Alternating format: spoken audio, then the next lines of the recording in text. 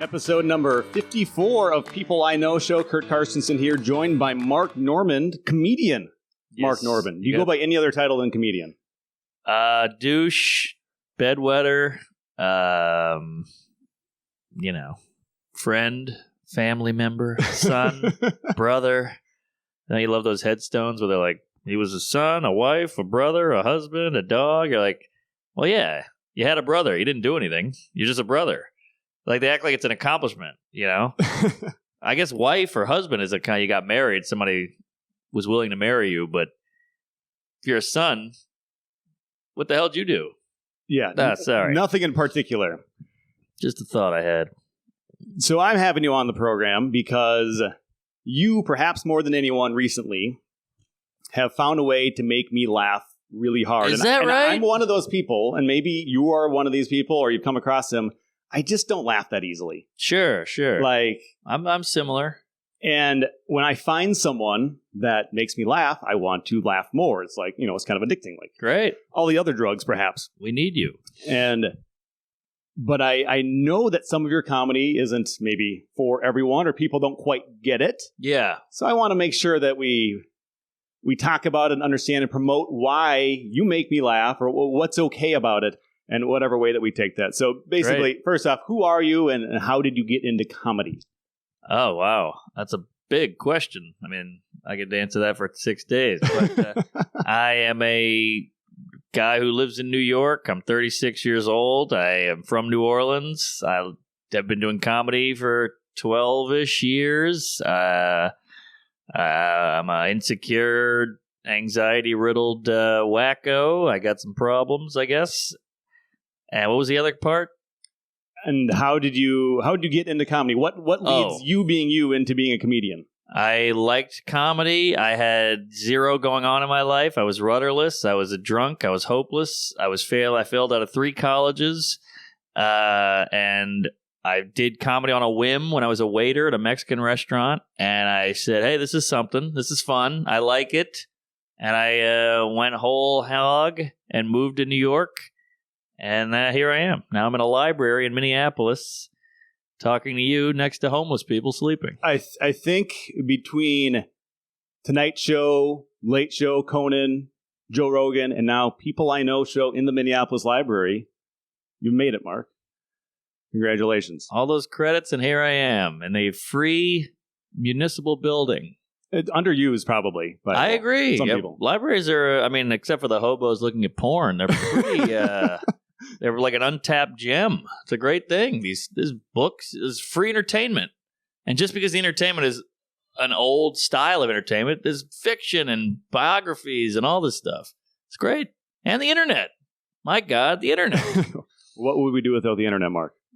Probably enjoy life more. I think so. But it's, everything's good and a bad, a yin and a yang. Who I'm voting for. That's been a topic briefly before. I am a part of the Yang Gang. All right. Yeah. Yang Gang. All right. So there's at least 2 of us for sure. The fact that you're here with me, though, does lead me into another question. Like, I picture myself, if I have success in anyone want to, have an interview with me, I think that's exciting to think about. But at a certain point, maybe you get a lot of requests and it's hard to say yes. So where are you on that? How far along on your comedy journey before you have to start saying no more often, or just not have enough time? Because you seem like you probably are a pretty busy guy with all the podcast requests that I think you've been getting. Very busy. I get a ton of requests, and you said it's hard to say yes. For me, it's the opposite. It's hard to say no. I can't say no. I feel guilty. Who the hell am I to tell this person? And then on the flip side of that, you never know what could happen. Some rando could hear this, and that could change the course of my whole life or career. So I always try to just do it. Also, sitting in that hotel room, I really can get a little nutty, and the walls start closing in. So this is great. I think if you get out of the house, you're already ahead of the game. Like my brain will just start. Oh wow, good looking lady. Sorry, my brain will start gnawing at me. And if I get out of the house and do stuff, I'm always happier. I say, always get up. You always see these people, I'm so depressed. I can't. If you just get your fat ass out of bed and go into the sunlight, you're 40% of the way there to feeling better. Just get up and do it. Even fake it. I got to get a cup of coffee. I got to go get a pedicure. Just go. And then once you're out, go do something. Have you ever been one of these people that, and I think I have at moments where you haven't wanted to get out of bed? Of course. Jeez, most days it's like I'm a horrible sleeper. This is what happens to me. Curt? Yes. Curt with a C. Yes. I don't sleep well. I can't sleep. Like, those guys like, I slept till noon today. I'm such a piece of garbage. I woke up at 6 this morning and couldn't go back to sleep. So then I do this thing where I go, all right, well, I got to try to fall back asleep, and I'll just lay there, and I can't sleep, and I've done that for 4 hours. Now it's 10. I've wasted 4 hours. I could have just sucked it up and gotten up like a decent human being, but I go, no, I'll try to go to sleep. I hate myself, and then I lose the whole day because I'm trying to sleep, and I didn't anyway, so it was a waste. So now I'm just getting up, and I'm on no sleep. I got bags under my eyes. I hate myself, but you get up and do it. Did you get a chance to see Minneapolis more than you would have if you would have slept in? Exactly. And then you're taking in, you're absorbing. Your eyeballs are seeing things that hits your brain, and now you're thinking. That leads back to your point that you made, just saying yes and taking advantage of opportunities, running into people, talking to people. There's a few of those times in your life, it's probably going to lead to something big. And imagine you've been in comedy, I think, I've heard you on a number of podcasts. How long has it been now? 12-ish years. 12 years. As you look back on the 12 years, has there been like certain breakthroughs that have happened that made you feel like you're actually making traction, making progress? Yeah, of course. I mean, some things bigger than others, but, I did the Joe Rogan pod, and that was a big spike. And then, putting stuff online, my podcast, people seem to be enjoying. So all those things help. But the real progress, the real push is figuring out who you are. Mm-hmm. And then figuring out what your thing is and figuring out what your voice is. And once you get there, that's really when you start cooking. Oh, is that vent? That's open. I just realized that. Damn. So they can hear all our shit. That's going to make me self-conscious. I'll just lower it. Okay. Well, do we need to change chairs or anything? Nah, I thought this was like a sealed audio thing, but there's holes in the ceiling. You see it? See that? I do. I did not notice that right now. You have the better position to see the women walk by and the holes in the wall. Oh, yeah. Sorry. I'll point out the next lady. I'll definitely look if you tell me. All right. So the fact that I find you to be so funny is I think it's it's the way that you craft your jokes, but as I was at your show a couple nights ago, it's also the things that you're willing to joke about. You point out obvious things that we think about that we never say, and because you're a comedian and or like to do it, don't know any better, you just say everything. Yeah. I feel like, if I'm up there, if I'm on a stage and people are facing me and I have a microphone, you got to say something worthwhile. We could all talk about banging all day and fun joke because about sex and farts are funny and relatable, but like, I don't feel like these people bought a ticket. Let's get to some juice. Let's get to the meat. Let's tackle those weirdo thoughts we all have that we don't say. That's the whole point. That's what I would want to hear if I was in the audience. So that's what I do. So then as you do a show and you're in Minneapolis, you're doing 6 shows here as we're speaking, I think. Mm-hmm. I've never been a comedian. How do you go from show 1 to show 6 and find your way? You've been doing it long enough where maybe you don't need to change much, but you must also get a feel of the city, of the type of crowd, and know what you can joke about and what kind of laugh it might bring you. Sure. I mean, doing 6 shows this weekend, I try to riff on the city for the first couple minutes. So you got to get a feel for the city, and then I have my set hour, like this is the standard jokes I'm going to do in this order. And then the whole weekend, I'm just trying to put in new jokes the whole time, just like pepper them in. Because that's really what you need to work on. I've got the jokes that work. I got them. Those are in the bag. You need to get those new ones working. And then eventually that'll be the new hour. But you can sandwich them in between good jokes, so you're not really bombing. Because the new jokes are going to not work. That's just how it is. You got to fail for them to grow. But you pepper them in between great jokes, so it hides the bomb more. Does that make sense? Yeah, it does. Like I I'd seen enough of your work that some of it was familiar, but some of it was new and hilarious, and some of it I could tell that you probably would have to make an adjustment the next time or maybe get rid of it. Yeah, that's all part of it. Bombing is part of good comedy, ironically. What's the worst it's ever been for you? Bombing. I mean, come on. I've bombed for an hour. I've gotten booed. I've gotten heckled a million times. I've had the thing where the guy doesn't stop heckling for an hour, and you're like, anybody want to help me here? I've had... just shows at a temple or a country club or you name it. Old people that don't get. I get a lot of old people just going like that vacant stare with the mouth open, and you're like, you notice the 99% of the room is dying laughing, and you're not. Maybe you're wrong. You ever thought about that, Granny? She's probably just going, oh, this is no Shelley Berman. This ain't no Bob Hope. This guy stinks. And I'm like, well, maybe you stink. How about that? But I'm just getting defensive because you say my comedy's not for everybody, but nobody's is. Whose comedy is for everybody?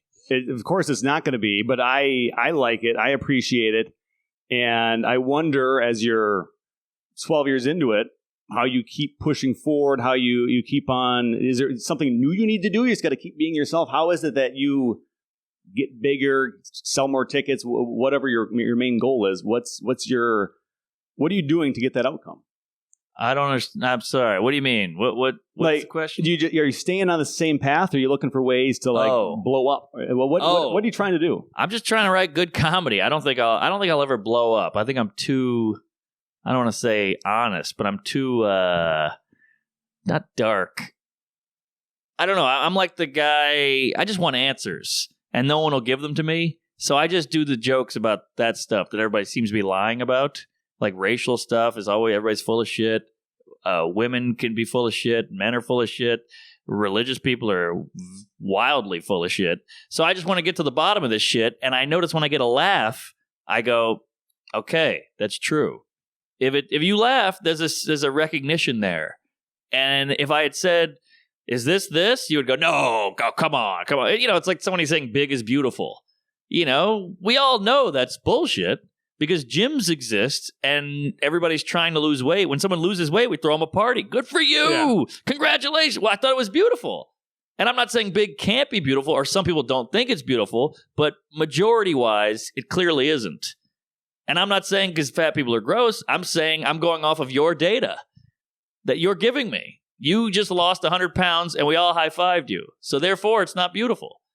And everybody goes, oh, you're an asshole. I'm like, no. I'm just going off the information that you've told me by high-fiving the guy. See what I'm saying? I get it. And you're not too many comedians probably go down that path these days. No. And I didn't realize this about you. You said on stage the other night that you were a fat kid. I've always conceived myself to be fatter than I am because of, right. I think a lot of people do that. Yeah. But you were, so did you lose like a bunch of weight quick at some point in your life? I think I just hit puberty and I started skateboarding quite a bit and it just kind of peeled off. I was young. And now I'm all about not gaining weight. I just want to be mobile. Why would I want any extra weight on me? And I still eat cookies and milkshakes and horse shit. But I don't want to be fat because I don't want any weight. I like to be able to move freely. Being thin is free. You're more free. Like, why would I want to lift extra weight on my arm? It's not really a vanity thing. I just don't want the weight there. What's the point? I mean, what's the point is not the right term, but you see what I'm saying. I get it. I feel like I struggle with this, and I'm sure almost everyone in some way struggles like with their weight and what they're eating. It's not an easy thing to do, and some people have a way harder time, and I understand that. Yeah. Some people are just wired differently. But I think when you talk about that, I think when you say it based on your experience, I'm guessing it's more of like a positive thing like this. It's worth, if you don't like the way that you look, then you can do something to change it. But I think someone might receive that and be offended. And I'm not. I get it. But you have to deal with that then in comedy, that you're going to offend people sometimes. Oh, yeah, it's inevitable. I mean, everybody can be... I do a joke about being molested. People go, I was molested. I'm like, all right, well, I can't just cater my act to you because you have this dark past. Because this guy wasn't. So let him have this. And then if I do a joke about getting beaten, this guy got beaten and she didn't. But she's enjoying it. So, like, I don't know. I just feel like everybody want it their way. And that's not how the world works. And as a comedian and observing you, I don't know your history, but you do make jokes about things that have happened to you that aren't that funny, but you decide, let's just make it funny. Yeah, that's what a comic does. We're a comedy factory. We take in the metal, and then we pump out a joke. We take in the shit, and it goes through all our conveyor belts and gears and grinders and goes out, and now it's a joke. Is there something that would have been traumatic for you had you not joked about it, that you've gotten over because you've joked about, or how does that work in your mind to just feel better about whatever's happened in your past? It's a good question. I may, in the moment, that is true. Like when I wet the bed as a kid and all my friends are laughing at me, I would make jokes in the moment that I'd feel better because they're all laughing like, oh shit, all right, we're all laughing at this. Now I can move on with my life. But on stage, it's more about just like the craft of it. Like, all right, that joke worked. I got to go into this joke. That segues, callback, what's the next bit? On stage, I'm in total, it may not look like it. I hope it doesn't look like it, but I'm in total work mode. It doesn't look like it, but I can tell that you prepared well. Oh, thanks. Yeah, I tried to. I mean, the fact that people are getting in a car and parking and watching me, I better bring it. I don't get these comics to go on stage and go, what else is going on? What are you kidding? What do you mean? You have all day. You had the whole day to prepare. Put something together, you douche. How selfish are you? Your whole day, but weeks and months, perhaps, if you've been working on this. So even I totally then, get that. You flew here, you idiot. Bring it. Bring the show. Be the show. You're the entertainment for the night. So suck it up and do some comedy. Where in your 12 years did you really feel like you were starting to get it?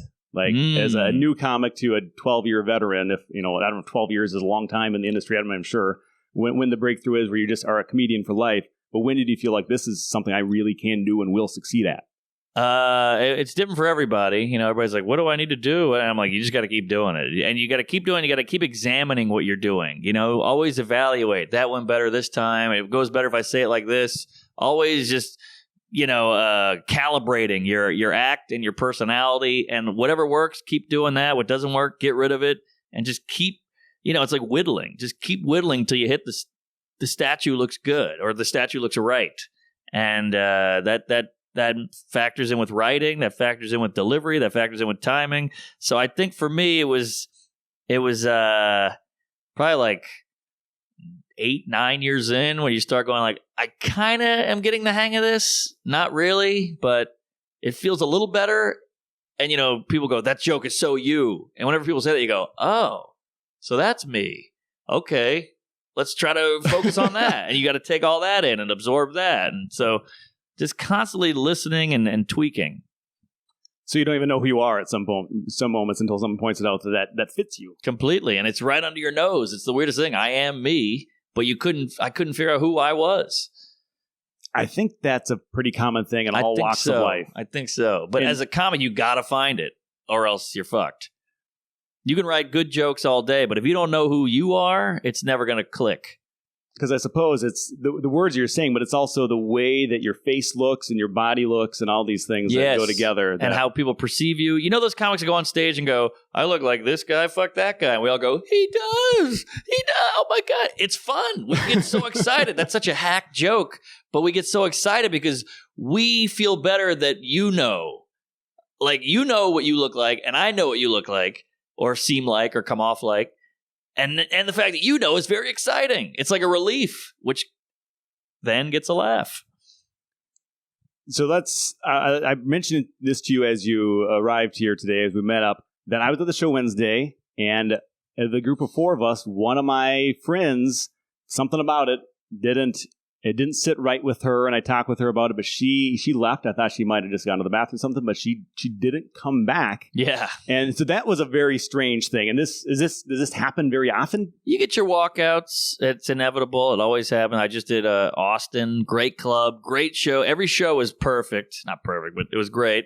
And I talked to the manager after, like, yeah, but 10 people walked out on that one. I'm like, really? 10 people? But again, I'm doing school shooting. I'm doing pedophile. I'm doing anal. I'm getting in there. I'm doing racial, gay, men, women, the whole thing. So It's going to happen. I don't know what to tell you. And I commend these people for just walking out. They didn't go, you fucking asshole, piece of shit. They just said, this is not for me. I'm walking out. Those people should be high-fived. That's a great way to do it. I wish everybody was like that. Because yelling at me, what is that going to do? A, it's going to ruin the show or disrupt it. Mm-hmm. And B, I'm not going to change because you yelled at me. Who the fuck are you? This is my act. You know, like it's like yelling at a movie screen. Like, this is inappropriate. I'm like, this is what I do.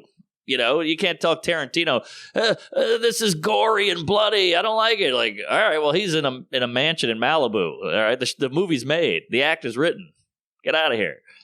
Yeah, I get that. And I've never walked out of anything in my life. And maybe that's kind of cowardly of me to not like walk out of a bad movie at some point or something that I'm not enjoying. But I usually sit through it it's a part of the whole experience. Same.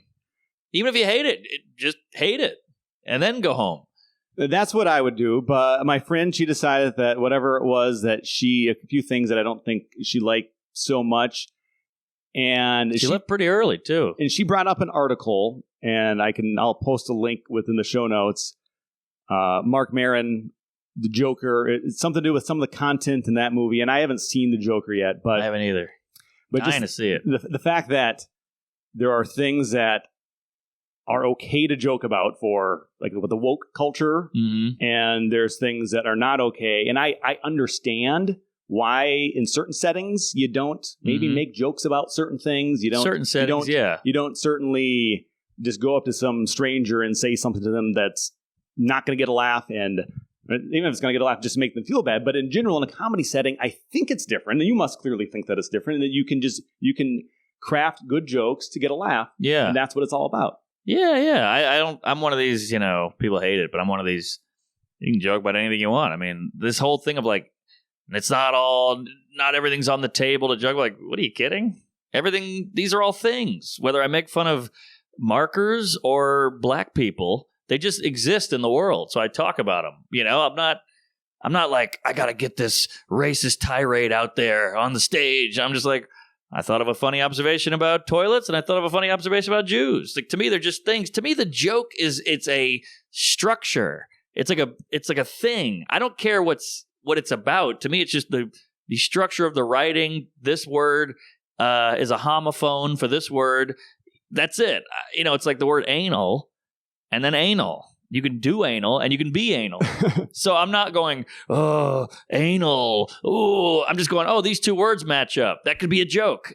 To me, I just see it as this structure. I don't see it as like I don't feel. Everybody goes off the feeling of it, And so that's my point is like, to me, it's just the writing. I'm just working on the writing. I have no connection emotion-wise to a lot of it. And I think other people do. And that's what I guess bothers people. If I make a pedophile joke, I'm just like, oh, I found an angle here. This could be funny. Let me write it. But now people go, hey, pedophile. Whoa. They just hear the subject and pull back. I'm like, oh, you don't get it. You don't get what comedy is. Comedy is about making a joke out of nothing in a weird way. I don't know if you're getting what I'm saying. Yeah, I told them getting what you're saying. Okay. And I think I'm getting no reaction from you, so I panic, and I just feel like I keep saying the same thing. Sorry, it's the and I'll let my audience in on this. I've heard you on another podcast recently talk about that. Was that the way your mother would respond to you? Yeah. Nothing. Stone face. So I think it's like a childhood thing. Maybe it triggers in me.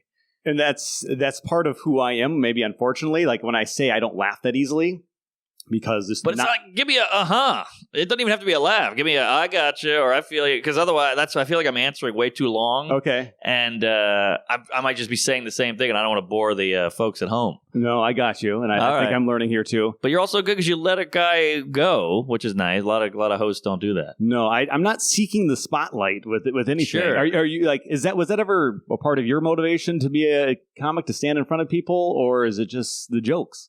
Do you like everyone watching you? Not really, but I like what do you call it? I like the reaction. I like the, excuse me, a little semen. I like I want reaction for as many people as I can get. So if the way to do it is stand in front of 400 people and have them all laugh, that's the most efficient way. So it's not that I'm like, please look at me. I'm like, I need your, not acceptance, but what did I say earlier? When you say something. Embellishment? No. When you say something and an audience gets it, it shows that you're correct. I said it earlier. I've lost it. I think it's an A word. Agreement? Yeah, there you go. They're in agreement. So the only way to get agreement from 400 people at once is to tell a joke or tell a speech or whatever. So it just works out that way. But I'm not one of these like, I need everybody looking at me. If anything, if I see a guy on the subway looking at me, I'm like freaked out. So I guess going back to what I was thinking a moment ago is I don't laugh that easily. I'm very capable of being stone-faced. I can be good as a poker player at times because I'm not very emotional in a lot of settings. So what I like about your comedy is you make me laugh. And I crave that in my life. Thanks, man. But I suppose that's all I want to do. That's a difference between me and someone that might be more easily offended by something if they have an emotional attachment to something. Of course. Like, I don't have emotional attachments to very many things. It's probably unfortunate, but it's the way I'm wired, I guess. Yeah. And someone else might be much more emotional. Yes. And they will totally react differently. I'll be laughing, potentially. It's the same thing that really makes them uncomfortable or makes them feel bad. And I don't know what to do about it because if you totally catered to never offend anybody, you wouldn't be a comic and you'd have to go find a new line of work. No, and you wouldn't be able to leave the house or talk. Anything could offend. You go, crap. People go, oh, crap. I'm just saying, like, if you really broke it all down, anybody could be offended by anything. So, but two things about what you just said. One, we got to remember, just because you're offended or just because you're upset, it doesn't mean I am bad at what I do. Yes. You know what I mean? If you don't like Tarantino movies, that doesn't mean he sucks. You just don't like them. I hate when people do that. I have friends do that. They go, sushi's gross. Sushi's not gross. There's a bajillion sushi restaurants all over the country. Obviously, people are going. You just don't like it. Stop saying it's gross. You're an idiot. You're closed-minded. And the other thing is, I think most people, talking majority here, are sheepish, kind of just go with the flow. This is what we're doing now. Okay, great. They don't want to stand out. So I think we've kind of crafted this thing where we hear a certain word, maybe a buzzy, offensive word or whatever. So you just kind of go, wait a minute. People are supposed to get mad at this. I'll do it. Like, I don't think some people are, but I don't think a lot of people are actually that outraged. I think they're just like, oh, this is my time to shine. I can get something out of this. I'll be outraged, and then I'll have the spotlight, or then I'll look like a hero, or then I'll win this in some weird way. So I think there's a lot of that going on as well. And I think I'm someone that's like silently usually in favor of pushing whatever forward. Yeah, let's put. You could learn something. You could grow. We could get somewhere if you let. It's like these people go. You go, what about the dropout rate with black kids? They go, whoa, you racist? All right, well, now we're all everything's just shut down now because you called me a racist. Now we have to deal with that. You're just deflecting from helping the kids who are dropping out. Don't you see? You're part of the problem, but they think they're the hero. Do you see? Give me an aha. I see. All right, Curt. And I know enough about your background from hearing you on a few other podcasts that you grew up in New Orleans and kind of a unique situation if you're willing to talk a little bit about that. Can you be very unique, or is unique just unique? Yeah, I think I overused that word. No, I just did. I said very unique, too. I'm just asking. I don't know. I think some things really stand out as, whoa, this is so unlike anything else, and some things are, it's kind of different. Right, so maybe there's you can throw a very on it. Okay. It's like saying very gay. I think you're just gay. Can you be very gay? I've never tried to be very gay. Somebody must have that joke. But yeah. I would start with gay if you're going to try it. I wouldn't go very gay out of the gate. By the way, you say you don't laugh. You're a pretty easy chuckler. Oh, because not everyone makes me laugh. Oh, well, come on. I'm just riffing and raffing here, folks. But see, that wasn't even that funny, and you laughed. So I'll take it. It's you. All right, it's me. I guess I have some kind of a secret man crush on you, so maybe I'm just very gay towards you. If you have a man crush on me, you have a horrible way of showing it. I had no idea. If you were a woman, I would not know I had a shot in any way. But what the hell was I talking about? New Orleans, unique. Perhaps? Unique? Yes, unique. Very unique. Unique New York. Yeah. Weird upbringing. Grew up in a mansion, poor black neighborhood. Mansion was falling apart. People thought we were rich. We got robbed constantly. We had a transgender nanny named Enos. Yeah. Weirdo family, bed and breakfast. Half of it was a bed and breakfast, so they were more important than the actual children living there. But yeah, weird upbringing. Public school, racial tension, the 90s, pre-internet, good times. So for you then, making friends with anyone, was it more black kids, more white kids, Latino kids, anybody else? Did that ever, with your family, your upbringing, did that ever matter in any way? Not really. I mean, I was aware this is a black kid. I'm a white. I hate these. I don't see color fuck ups. But we do a weird thing in America where we especially like the progressive-y types, they treat black people like they're almost like a cancer. Like they whisper there. They go, this guy was black. They're like, yeah, you're weird. That's weird. Yeah. I know you're trying to be like a progressive, but you sound worse, And there's a lot of that going on where I'll just do a joke about black people and people just check out. And I'm like, well, they're just people. Like, stop making it weirder because they're black. You're making it weirder, but they think they're on the right side. Like, he said black, I'm not getting involved. Like, well, now you're treating them differently, you idiot. Like, you'll see a dog or a cat or whatever animal, and you'll state the color of the animal without hesitation. And it's the same thing. It's an observation of what you're seeing. It's an observation, but they have so much horseshit backlogged in their brain about black that they go to a bad place. But then they tell you you're going to a bad place. I'm like, no, your brain is, you got to deal with all your black shit before you call me out. We do that a lot now. But yeah, weird upbringing. Sorry. Weird upbringing. I forgot where I don't know. But you decided to leave New Orleans at some point. You got to get out. Yeah, I had to get out. New Orleans is a great city. It's a special city. It's one of the coolest cities in America, hands down. But it's a visit city. I think you got to. It's not a normal place to grow up. You can make it normal, but obviously my situation wasn't. But you go there to party. New Orleans is like a slutty girl that you shouldn't date. You shouldn't marry her, but go have a great time. Or a slutty guy.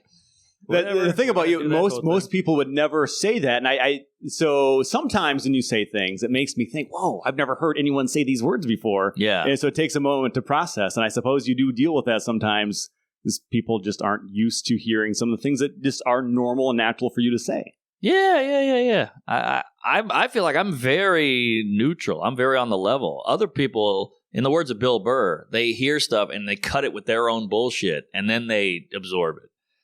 I try not to have the bullshit, and then people put their bullshit on me. Like I'll do a school shooting joke. People are like, that is horrible. I'm like, well, I didn't shoot anybody. Yeah. I'm saying the kids got shot.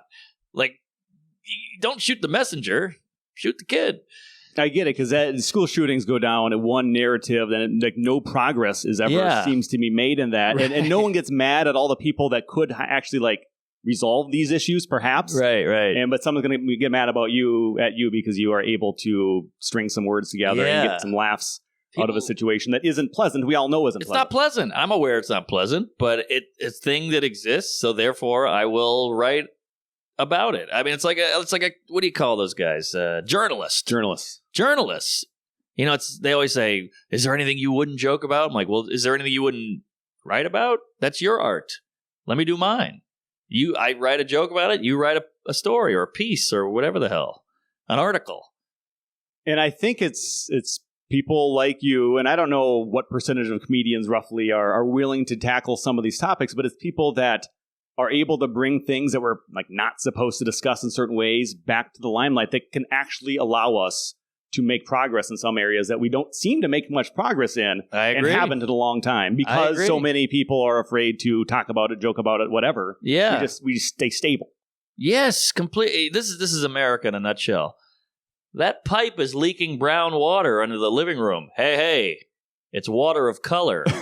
All right, well, it's still leaking. Well, I don't want to talk to somebody who hates water. I'm like, all right, well, now we'll just never fix it. Yeah. And we'll just fight.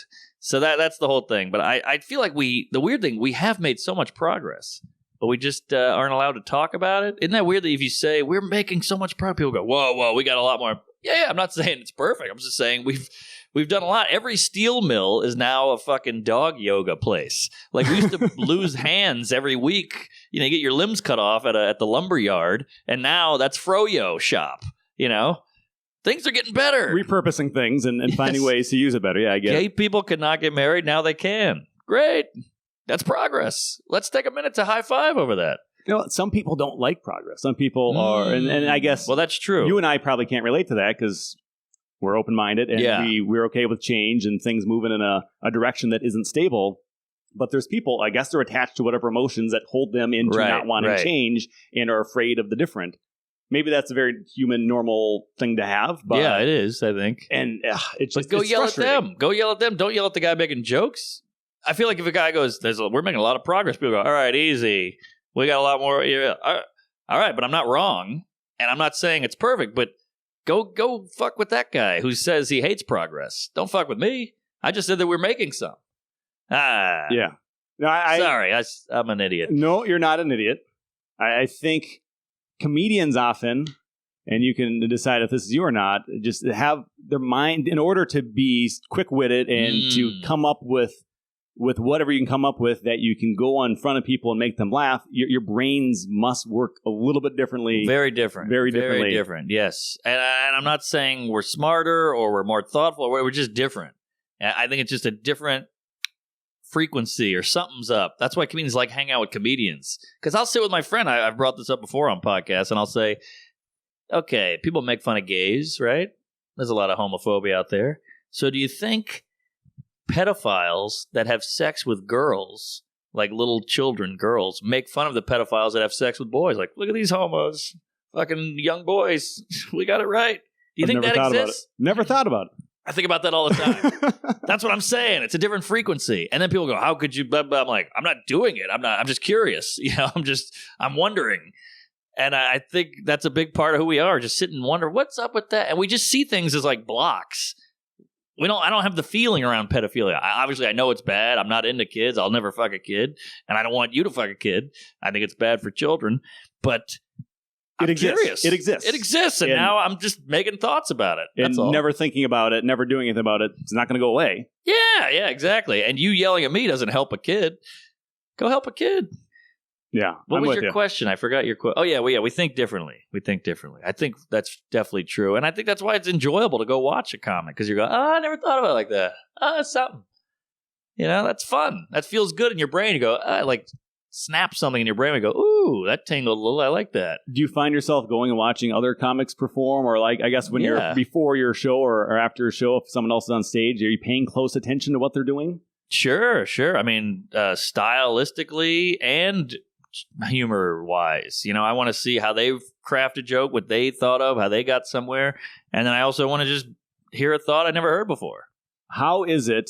I find it difficult, whether it's musicians, perhaps comedians, and many other things, when you take in so much else of others. How do you not, like, almost accidentally copy someone just because it's tough? It gets in your mind and you feel like it's yours, but it might not have been yours. It happens, and some of these thoughts are such pearls that, like, you hate giving them up. You know, you go, oh, I came up with this great twist, and somebody goes, oh, that's a Bob Newhart thing. And you go, and it's so hard to give up, which is why so many people steal and don't give it up, because they go, I thought of it. I need it.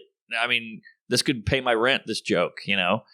And you go, it's not. That's why it's so hard to drop. That's why some people just won't do it. That's why there's all these, you know, hacks out there.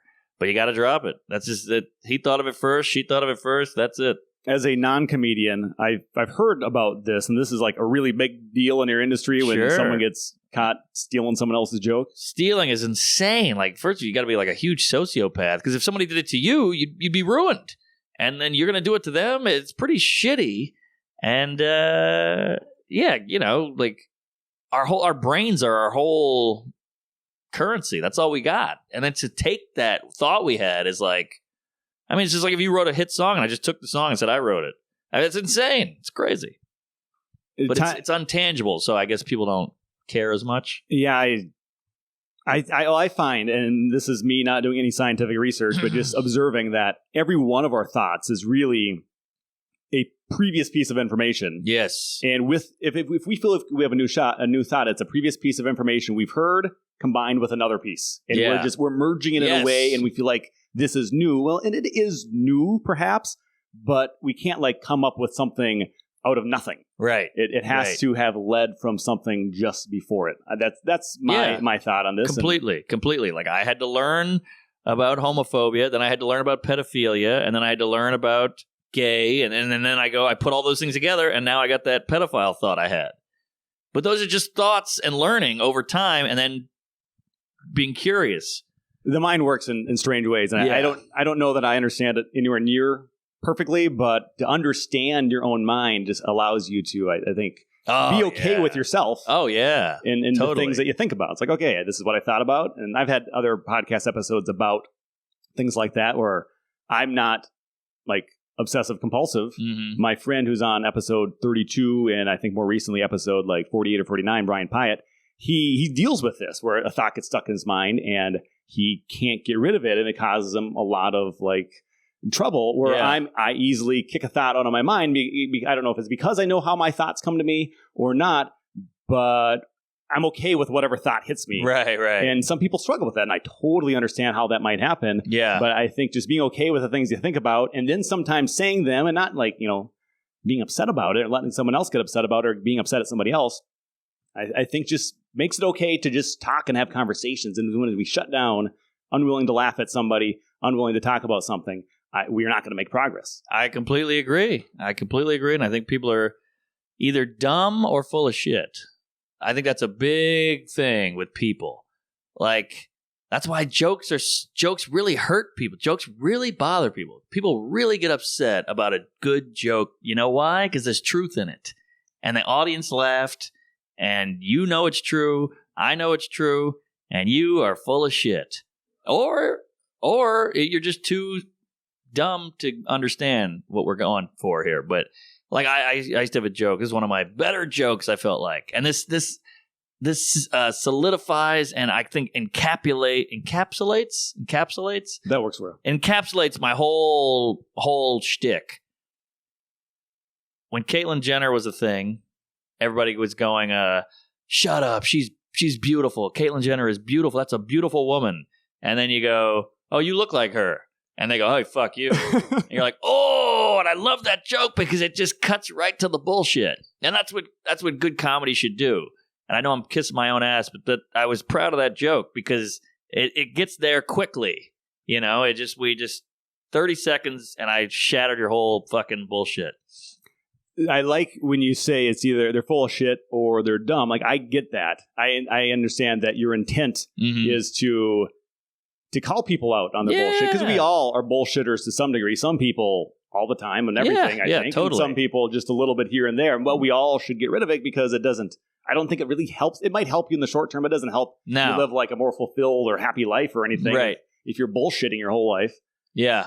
I completely agree. And, oh shit, I had something. I lost it. It's a thought. Thoughts come back. They'll come back. You can't control it, though. Could be like a father, though. Could just walk out. My thought got a pack of cigarettes, and we'll see what happens. Maybe it'll come back. But yeah. Shit, I lost it. It was something about the bullshit. Well, I'll go back to this, and I'll probably come back to you. So intent or effect, and I think this is something my friend and I talked about after she left your show, and I'd heard another podcast talking about this.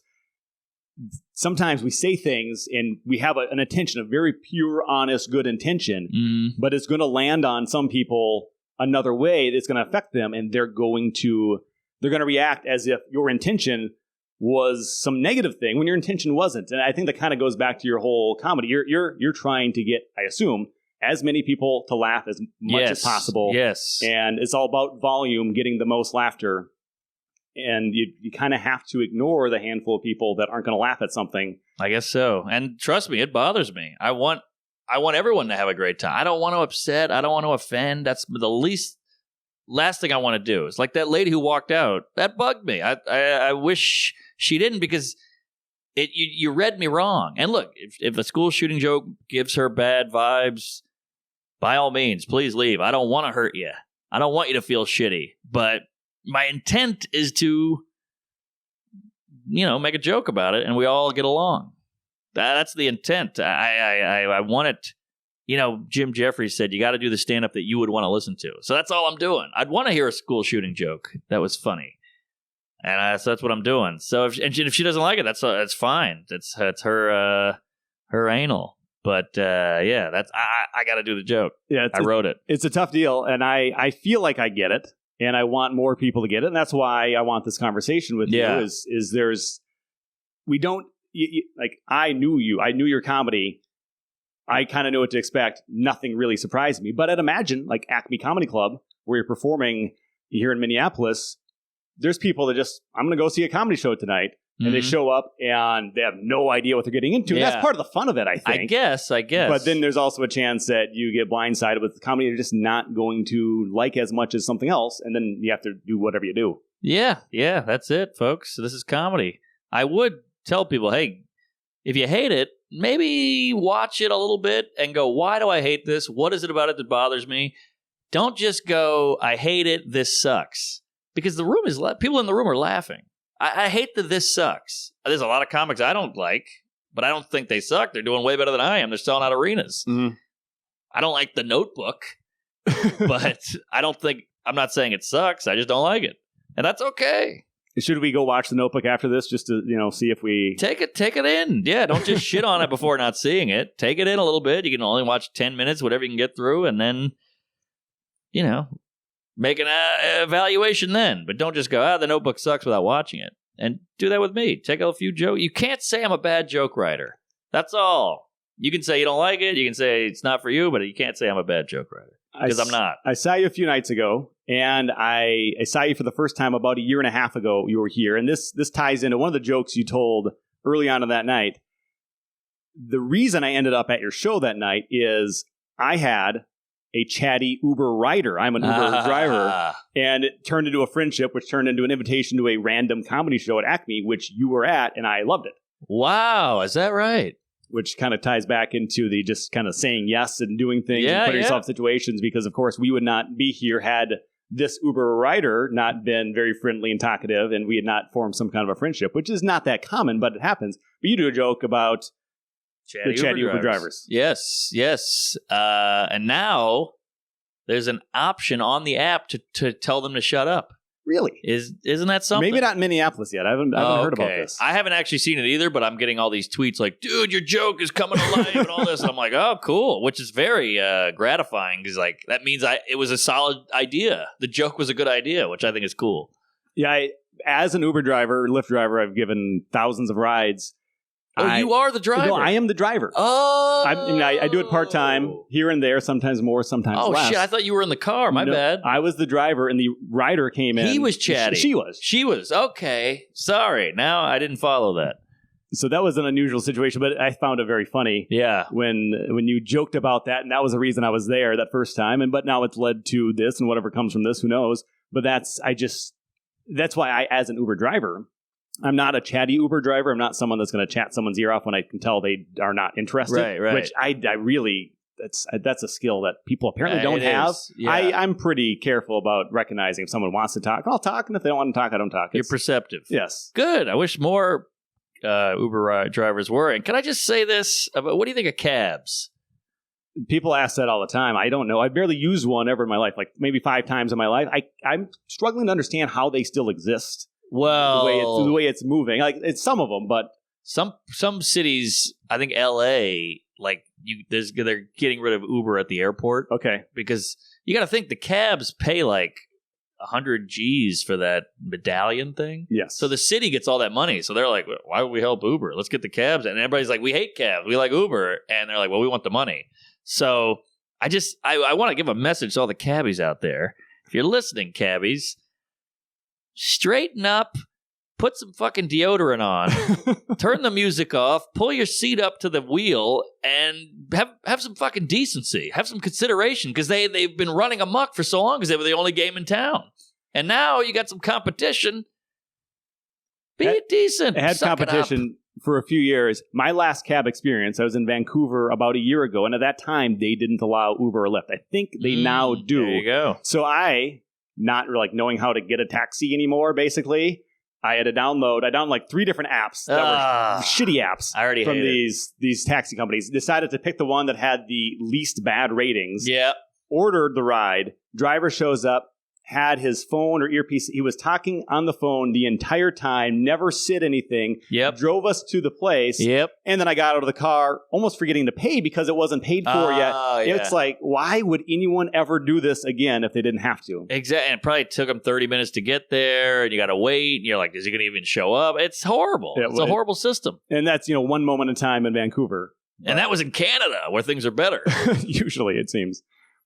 I heard one guy say, this like entrepreneur guy was like, when you get Uber, you're paying for your time, because it's like, oh, it'll be here in 2 minutes. The cab's like, hey, you coming by or whatever? Are you coming? I mean, in New York, you can just hail one, but most of the time you're like, can I get a cab at 4:30? I got a 6 p.m. flight. And they're like, yeah, we'll send a cab, but the Uber's just right there. Or if it's not right there, they let you know it's not right there. Yeah. The cab is just like, I hope he shows up. I don't know. So I do hear of some bad experiences people have. I think some drivers are trying to scam the system in some way. I don't ever do that. And just because I've never said this on the podcast before, as an Uber and Lyft driver, I'm pretty standard flat tipper, $3 to $5, somewhere in there based on the length of the ride and the experience.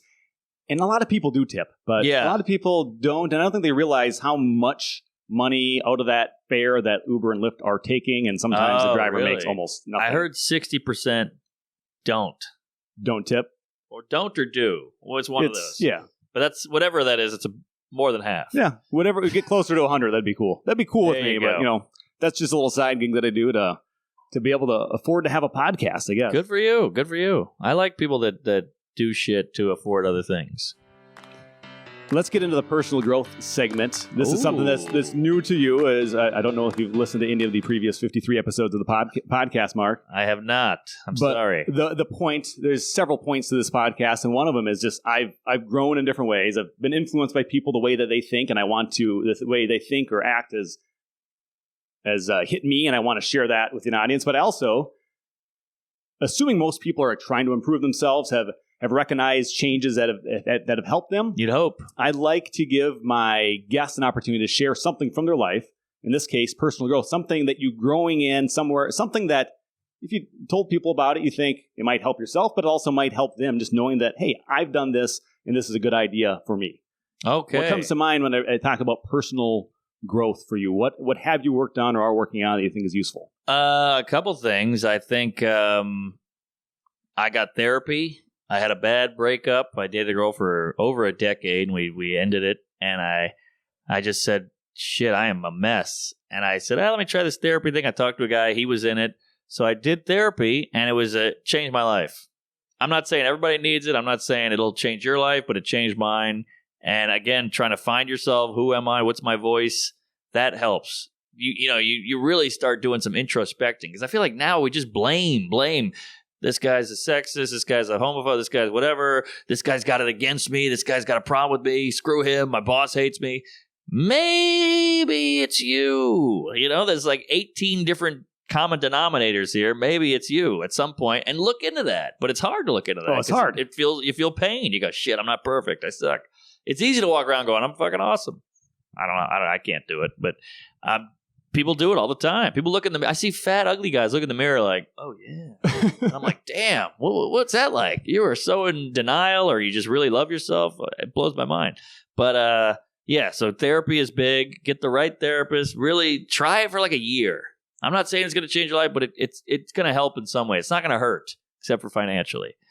How much does a therapist cost? Maybe not yours specifically, but I haven't gone. What are we looking at? It's not cheap. It's going to be over $100 a session for an hour, usually, right? For an hour, yeah. But if you can find a cheaper guy or a guy who does like scale, like how much do you make? Okay, I'll take that much, about whatever. That's what my guy does. Very lucky. He's a man of the people. So that's good. 2, get the hell out of the house and get a goddamn gym membership and go. Go to the gym. In the words of Woody Allen, 80% of life is just showing up and fucking your daughter. But get up and go to the gym and just touch a machine, get on the elliptical, go running, hit the fucking weights, get the blood pumping. It's good for your body. It's good for your testosterone. It's good for your skin, your heart, your asshole, the whole thing.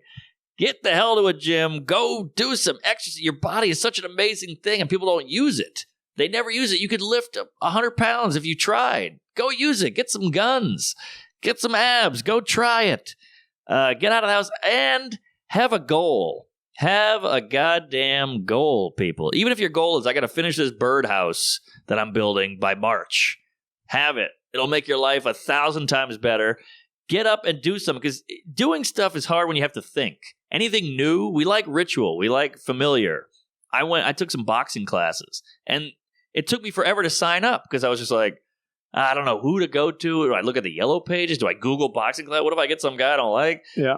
And I'm the king of this shit. Like, I had to get insurance for my moped. And I was like, I don't even know where to begin. What is it? State Farm, Geico, we're farmers. I don't know what the fuck to do. Just make a phone call. I know, but I'm like, sure, that's for adults. That's for responsible. I can't get insurance. And I just said, shut the fuck up. And I sat down on a computer. I Googled it for 8 minutes, and now I have Geico. So it's not that hard, but we it's almost like this one. This is a big one that people do. Let's say I owed you $600. And you go, hey, man, you got that $600? I go, oh, yeah. And all I got to do is go on Venmo, but you don't want to pay the $600 bucks. But I owe it to you. And I go, I'm going to pay you. Don't you worry. I'm a square guy. I'm a man of my word. I'm going to pay you. But then you go, I'll pay him later. Just do it right then. Just get it over with. Just pay the $600. Just Venmo it, push it. You're going to do it anyway. Why not do it right now? But we do that with everything. We go, I want to take these boxing classes. How cool would it be to box? I don't know who to call. It's a whole thing. We don't want to think about stuff. New stuff is harder. But that's the best part of life, is the new stuff. So everything in our body's telling us to go from it. I say dive in. Dive into that new. And then there's a world of possibilities out there. Then now you're boxing. Now you met a new guy. Now you're chatting with him over a couple of waters at the cooler. Now you got a new friend, or maybe you get into a fight. You used your boxing, or whatever it is. You want to, what's up with AK-47s? I'm going to go to a range. I'm going to a range, and then, but try it. You started a podcast. That's why I'm here. That impresses me that you did anything. Well, and that fits right into your having a goal thing. When I started it, I know that a lot of people start podcasts and stop after a few episodes or something. So I made a minimum goal. I have to do this at least 1 year, 1 episode a week for a year. I'm just over the year point now. Mm. And once I got to a year, it's like, I can't stop now. I can learn more. I can do more. Yeah. I need to figure out how to get more people to follow me on Instagram. Right. People I know show on Instagram, if people haven't done that yet.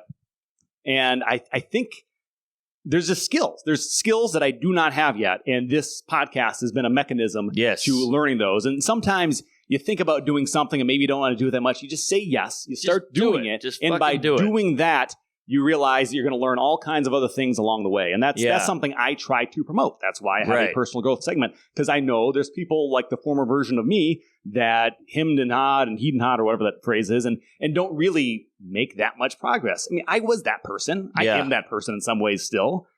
It's not, I don't like that version of myself. I like to do more and just see what comes of it, because it's exciting. It's exciting, and that's what the best part of life is, but it's also what we're the most scared of. We always go, that's going to be a thing. Fuck it. I'm just going to watch TV. But no, go into that thing, and you'll be much more fulfilled. Do you have a girlfriend? I don't right now. Do you like fucking? Yes. Okay. You have an urge to fuck. Think about all the money and time and effort you've put into fucking. But that's only because it's innate. We're biologically wired to procreate. Yes. But imagine if you were wired to do everything else. Like when you were a man of the land, in 1710, you had to get up and build that fucking cabin, or you were going to freeze to death, or your bear was going to eat you, or whatever. So you got up and you were motivated. But now we have so much that you're not motivated because you go, I'll just get Uber Eats. It's so easy to survive. It's so easy to survive. You can survive eating shitty food and having no exercise and doing very little with your time. Yeah. You can survive 40, 50, 60 years, even with some health problems. Sure. And there's people like that. And I don't want to make someone feel bad, but I want to inspire someone to, is there more for your life? And that's what I'm aiming for. That's it. And imagine if you had that drive for everything. You don't need to have a podcast. No. You're getting nothing out of this except maybe a little excitement, joy, and hopefully some financial stuff someday. But you still did it. And I think that's impressive. And that's what more people need to do. Just because you want to fuck, you're going to go put some time into it. People buy a Ferrari just because they want to get laid. Or people will learn how to play the cello just to get laid. Do that with everything. Just go play the cello because you're just pretend you're doing it to get laid. And I'm probably, this is what I assess doing that. I'm more desirable to the average woman by like creating and doing. No doubt about it. Just being someone that doesn't do a whole lot and goes on Tinder and tries to find someone to hook up with right away. No doubt about it. And has nothing else to offer, which... Even if you were a magician, as wacky and nutty and gross and creepy as those people are, you know a few tricks, and now you can impress some guy or some lady at a bar, and that's better than nothing. And let me just say this to the kids at home. I know we got to wrap up here. Don't be a no guy. You know, when I started stand-up, I had a bunch of friends go, what are you doing? Come on, don't do that. Or, I got this idea for an invention. All right, shut up. Hand me the gin. You know, just be I'm not saying you got to blow the guy and go, you're going to be a magician, get out of here, but go, all right, I'm looking forward to seeing that. I want to see the progress on that. Just be that guy. There's so many shut-downers in this world. I mean, I grew up with them. I still know them. These shut down. Maybe I'll do this. All right, whatever. Maybe I'll write a script. Okay, blow me. Well, maybe I can. What if you had done that to Edison and he just said, fuck it. I'm not saying we're Edison, but you get my point. Even when someone comes to me with an idea that I don't think will necessarily work, I'm still encouraging because just trying to do it, you'll learn something along the way that'll either make it work somehow, or you'll be better for the next thing that you try because you've had the experience of trying and failing, which is that's life. On the flip side, yes, failing. Nothing wrong with failing, by the way, unless you're trying to kill yourself. But on the flip side, don't be the guy who says he's going to do a bunch of shit and never does it. Don't be that guy either when you go, I'm going to make a documentary. And you go, all right, great. 10 years later, whatever that documentary. I couldn't get the funds together. No. You fucked up. You suck. You're a liar. You were never going to make a documentary. You just wanted me to go pat you on the back because you said you were going to make one. So there's two sides to that nickel. That's it. I'm done. Sorry. I like it. There is one more segment. Oh, shit. Okay. The being wrong segment. Yeah. This is, I feel like I've been wrong about a lot of things in my life. And by meeting different people and hearing their opinions or seeing what they do, I've changed my mind. So it's about being wrong. Your former self was wrong, but really you've changed your mind. Is there something really big, if you can come up with it, or something kind of big that you've changed your mind about and you feel like it's something people need to hear? Shit. I wish I had a bigger one. I get told I'm wrong every day, and I always believe it. Like, I'll say to my friend who's a comic, this joke is going to be big. I got this new joke, and he's like, I don't really see it. And I'm like, I get mad. I go, what are you, fucking nuts? You don't see it? You close-minded chooch? This is a killer bit. And I do the bit for a year, and it never works. I try every which way, up, down, back, right. Never gets working. And he was right. And I go, yeah, you were right. That bit sucked. But I didn't listen. And so now I try to go, okay, maybe he's right. I don't just assume I'm right. I go, well, maybe he's got something. And then you examine a little more, and then you go, he's right or he's not right. It's like we said, we got to discuss. Let's not just shut everything down, even if it's against you.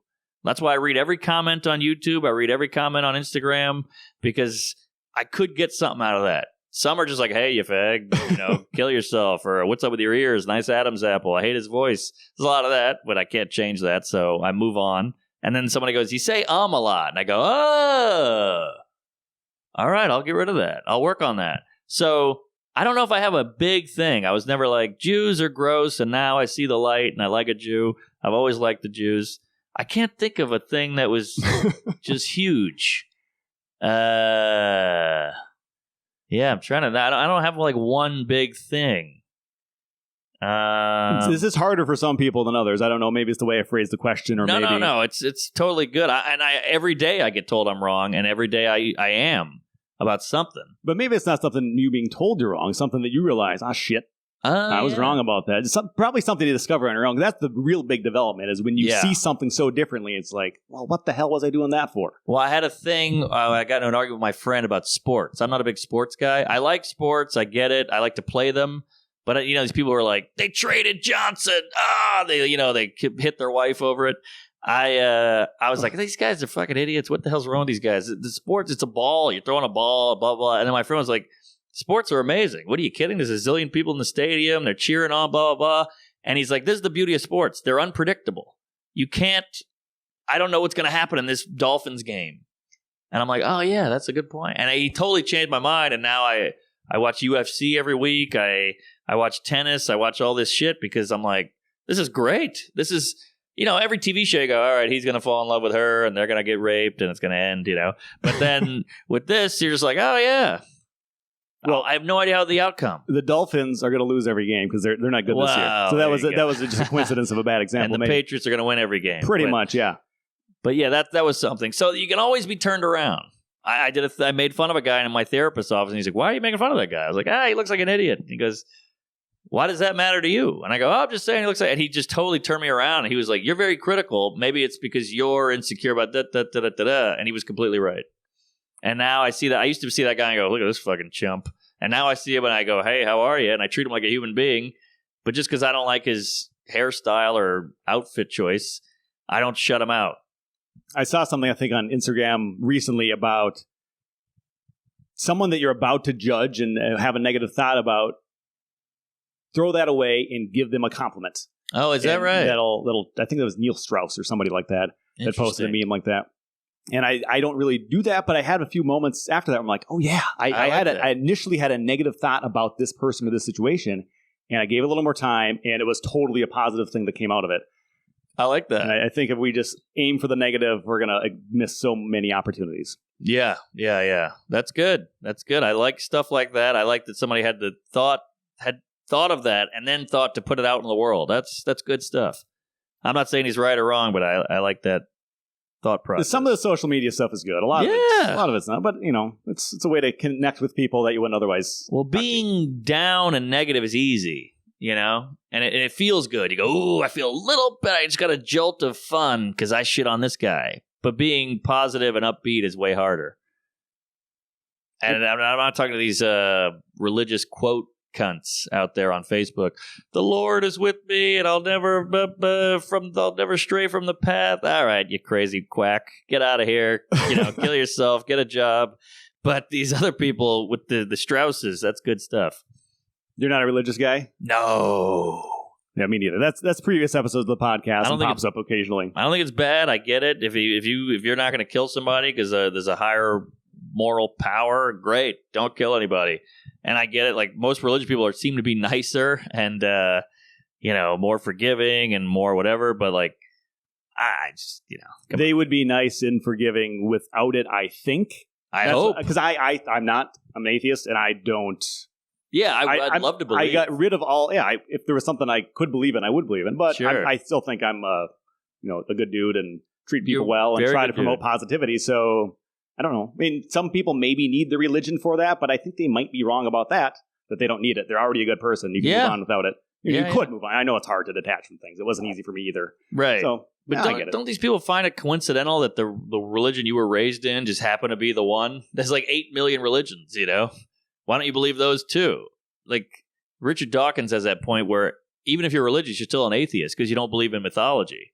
Yes. So you're an atheist to that, but yours is real. It's all very silly. But if it makes you feel better and it makes you a better person, right on. I understand why people do it. I feel like I'm too critical of a thinker, and it left me once I thought about it too much. That's why I say praise Allah and Mazel. And I say all these conflicting religious terms because it's all stupid and meaningless. I get it. I love it. Yeah. Mark but if Norman, it makes you feel better, get in there. I thank you for your time. This has been fun for me. Sir. I hope you enjoyed it as well. Yeah, I had a good time. I could use a nap, but it's not going to happen. So thanks for having me, and this was cool. I hope people don't get upset. And if you do, kill yourself. Attached to this podcast will be a photo of me napping because you do this nap chat thing. And I fell asleep and my brother's cat was sleeping on me. So I'm going to have to throw that photo as a part of this too. Tag me if you can. I'll put it up on my shit. Thank you, Mark.